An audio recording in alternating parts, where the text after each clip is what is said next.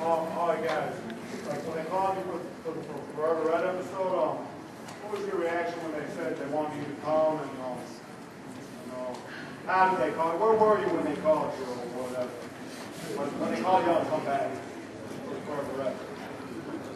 Yeah, I don't remember where I was specifically for that, but yeah, it wasn't like when I actually had gotten the original role, but I was still very in touch with everybody. I was only a year out, so like I said, it was such a great experience. I was looking forward to meeting all the guys, and looking forward to it. Yeah.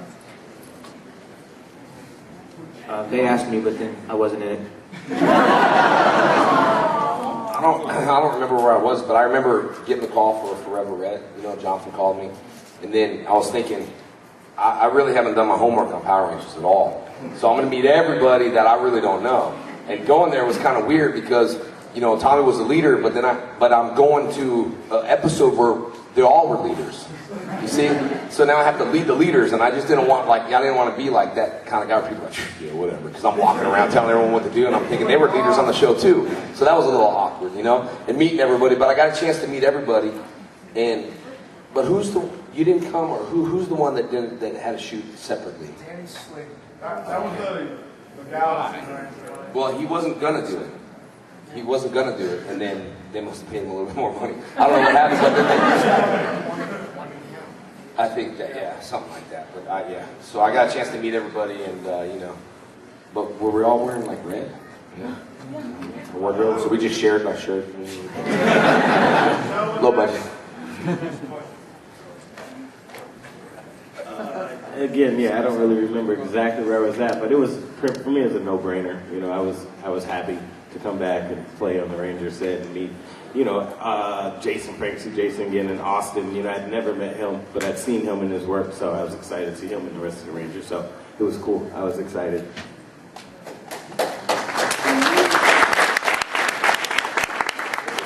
Great. All right, I have a question. I was wondering, after the last fight that you had, you went pro. Are we going to be seeing any fights here in California anytime soon?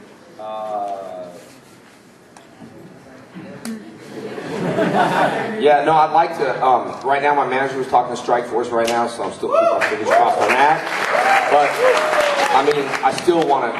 I would love to fight in California because I got a lot of California fans. I'd like to see it and stuff like that. So right now, I haven't got back to my manager. I have a fight October, November, and December, but I don't know which one I want to take yet. So it comes down to money. No, it doesn't. Yeah, kind of.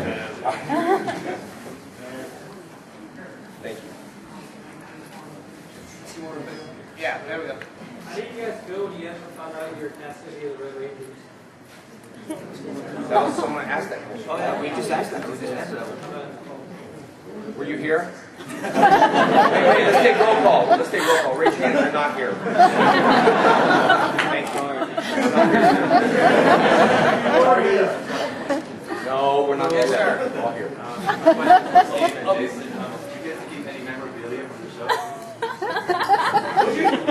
I stole a lot.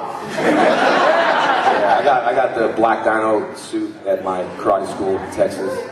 I jacked that thing. And I remember coming out in the van and I wore it underneath my clothes and I'm just like sitting there and I'm like, felt a lot bigger. I wasn't big then, but I felt a lot bigger and I was kind of squeaking a little, It's like, I took everything. But they don't give us anything. So I had that and I have the Green Ranger suit that they were all freaking out about, like just the original spandex, they're like, who stole it? And I'm like, but a little community. But Mark Richardson out there, the props guy, he was very kind, and he's got a lot of original stuff. But he was very kind to give us some stuff. He was always cool like that. Always hooked us up. I don't know if he hooked you all up. Was Mark on the? No.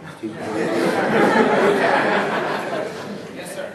Yeah, I'm often curious about these kind of things. Like the last scene in Forever Red, the whole thing you guys are arguing over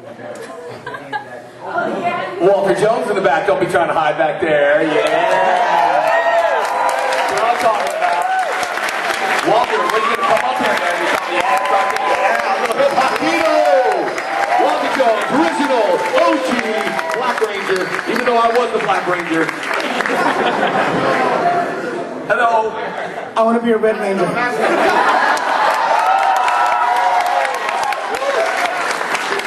Anyone want to be a Red Ranger. I want to be a Red Ranger. I'm saying it's Morphin time. It's Morphin time.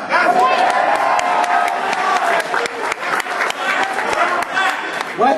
Forever Black. Hey.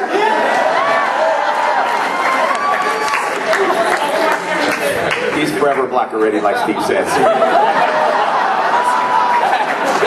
I'm sitting there. Yeah. Thanks for coming there, Walter. All right. What was the question?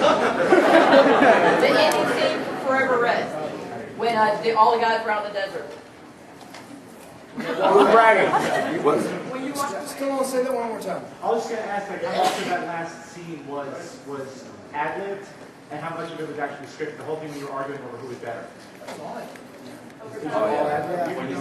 yeah, I think we all kind of had lived a little bit. Yeah, I do remember that because I remember Southworth and I were having some fun with that. But I think they had some general script going there, and we all kind of just had some fun at the end. It was over. We were having a good time. So I'd say it was kind of a 50-50 mix.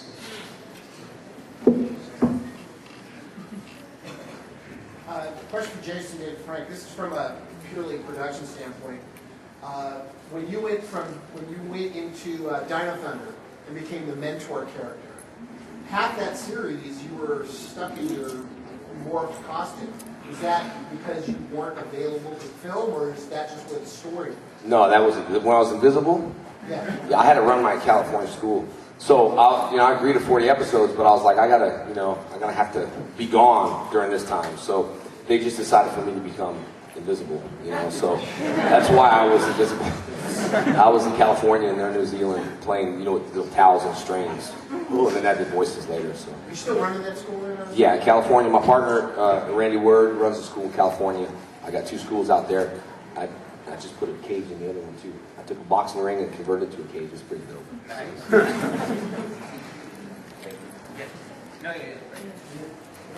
But when you guys were all Rangers, it's almost like most of the Red Rangers were all kind of bulky, but as Disney took over, Red Rangers became little like myself.